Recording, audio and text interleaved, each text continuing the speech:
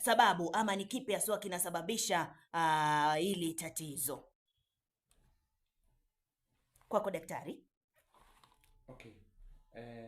Tunataka tuangalie kwa ufupi nini haswa husababisha shida hii ya schizophrenia, na kwa kweli kabisa hakuna ile sababu haswa ambayo tunaweza itaja ya kwamba hii ndiyo ambayo wachunguzi wamepata ya kwamba ndio inasababisha huu ugonjwa directly. Lakini inasemekana ya kwamba mabadiliko katika kemikali fulani fulani kwa ubongo ndio inaweza pelekea mtu kuwa na hii shida ya schizophrenia.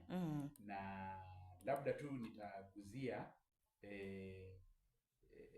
ni mtu wa aina gani ama mtu yupi ako katika athari ya kuwa na ugonjwa kama huu. Naam, hili tatizo linaweza muathiri nani haswa? Yes. Jinsi ambavyo tumesema ugonjwa huu unaweza muathiri mtu awaye yote yule. Mtu awaye yote yule anaweza athirika na huu ugonjwa. Lakini haswa sana ningependa kuguzia watu fulani fulani. Yes. Kwa mfano mtu ambaye ametoka katika familia ambayo mojawapo wa mwana hiyo familia anaikuwa na shida hii ya schizophrenia. Kuna uwezekano mkubwa when all factors align, huyu mtu anaweza pia kuwa na shida kama hiyo.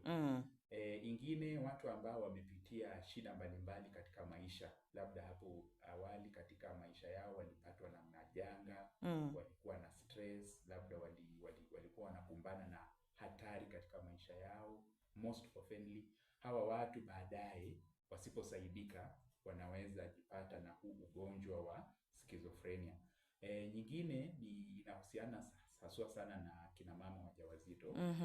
Mama mjamzito ambaye anaji-expose ama anajipata ama anajiachilia kwa mambo fulani fulani kama toxins, sumu, anajipeana kwa sumu, ama magonjwa fulani fulani yanampata akiwa mjamzito. Haya magonjwa yanaweza pita kwake yaenda yaathiri ubongo wa mtoto. Naam. Kwa hivyo mtoto akiathirika na magonjwa ambayo yametoka kwa mama, baadaye huyu mtoto huenda akakuwa na shida za kiakili, shida ya schizophrenia. Yes. Watu wengine ni wale ambao ni waraibu wa madawa za kulevya. Right? Waraibu wa madawa za kulevya, especially the psychoactive and psychotropic. Dawa za aina hiyo. Wanaweza jipata baadaye wako na shida ya schizophrenia. Kwa sababu gani? Hizi dawa zinaweza fika akilini ziathiri zile chemicals ambazo nimetaja hapo kama dopamine, ziathiri hizo dopamine, viwango vya dopamine viathirike.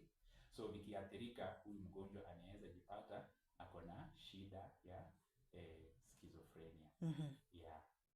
Alright, sawa. Kuna swali hapa naona pia ni kati tu ya baadhi ya maswali ambayo ninayo. Kuna huyu Mary Mkwana anauliza how can you diagnose these diseases? Yeah. Hapo ndio tulikuwa tunaelekea. Naam. Jinsi gani utatambua ya kwamba mtu wako wa karibu ama hata wewe mwenyewe uko na hii shida.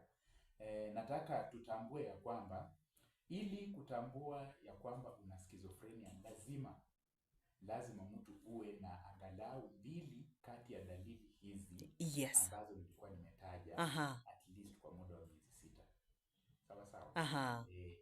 Ili mtu tuseme ya kwamba ana shida ya schizophrenia, lazima awe na dalili angalau 2 ya hizi ambazo tunaenda kuzitaja. Ya kwanza, awe na mawazo ambayo ni danganyifu au delusion. Right? So mtu ambaye ana mawazo danganyifu ama delusions, na tulielezea delusion ni nini? Ni imani ambayo mtu uko nayo ni dhabiti lakini si ya ukweli. Right? Yes. Ya pili ni maono ama hallucinations. Mtu akiwa na maono ama hallucinations, na nilikuwa nimeeleza ya kwamba hallucinations ni mtu kuona, kuhisi, kufikiria ama hata kufeel vitu ambavyo watu wengine hawafeel ama hawaoni. Right? Ya tatu ni uwe na hotuba isiyo na mpangilio ama disorganized speech. Naam. Unaongea mambo ambayo hayaeleweki. Unaongea, mtu akikusikiza unaongea ndio lakini hauleti maana. Unachanganya maneno. Nataja hili, maneno ukiunganisha katika sentensi haileti maana, hayako kwenye mpangilio. Yes. Naam. Disorganized speech. Nyingine ni tabia isiyo na mpangilio, ama we call it catatonic behavior. Hii ni ile hali ambayo unaweza ona mtu anatembea lakini hana mpangilio jinsi ambavyo anatembea. Unaweza kuwa unaenda mbele, lengo lake ni aende mbele. Yes. Lakini mwendo wake hauna mpangilio, anaenda huku, ni kama mtu mlevi lakini hajakunywa pombe. So kutembea kwake ama mwendo wake hauna mpangilio, right? Halafu dalili hasi ni ile tulikuwa tumesema negative feelings ama negative symptoms. Hizi ni mtu kupoteza nguvu, mtu kupoteza ile msukumo wa kufanya chenye anafaa kufanya, mtu unaamka hauna motivation ya kufanya chochote, mtu kujitenga na watu, mtu hutaki kukaa karibu na watu. Hiyo ndio dalili ambazo ni hasi. So lazima ukuwe na dalili angalau 2 ya hizo ambazo nimetaja kwa muda wa miezi 6. Yeah. Na chenye pia ningependa kutaja ni kwamba kwa vijana ambao ni adolescents, it's a bit tricky kwa sababu vijana wanapoanza kubalehe wengi huwa wanaanza kuwa na tabia fulani, hawataki labda kuhusiana na wazazi sana, kwa kitu labda anaficha, ama hataki kuhusiana na kikundi fulani sana. Kwa hivyo kwa vijana ambao wanabalehe huenda ikawa tricky kidogo, kwa sababu watakuwa na zile signs za kwanza ambazo nilisema, ile kujitenga, ile kutotaka kuhusiana na watu. Lakini lazima pia hizi zingine ambazo tumetaja zikuwe ndani. Udanganyifu, imani ya udanganyifu, hallucination